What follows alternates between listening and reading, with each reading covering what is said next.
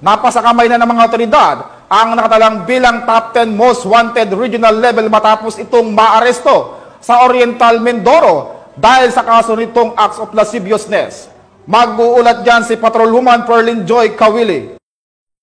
Arestadong isang lalaki na nabibilang sa top 10 most wanted person regional level ng Mimaropa sa isinagawang joint operation ng Calapan CPS, tracker team sa IDG RFU 4B sa Barangay Mahabang Parang, Nauhan, Oriental Mindoro nito lamang ika-19 ng Hulyo taong kasalukuyan.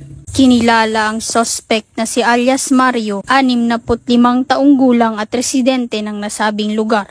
Isinagawa ang pag-aresto sa bisa ng warrant of arrest na inisyo ni Honorable Goco, Presiding Judge, Family Court, Branch 11, Calapan City, dated April 7, 2022, with fixed bail amounting to 1,048,000 pesos.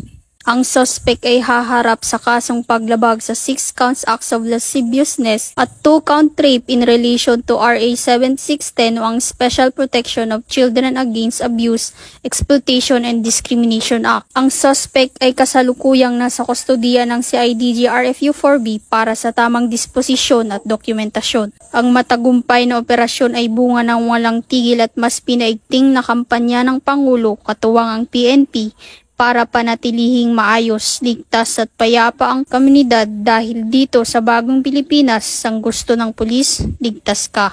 Mula dito sa Calapan City, Oriental Mindoro, ako ang iyong PNN correspondent, Patrolwoman Perlin Joy Kawili, alagad ng batas, tagataguyod ng Balitang Pulis.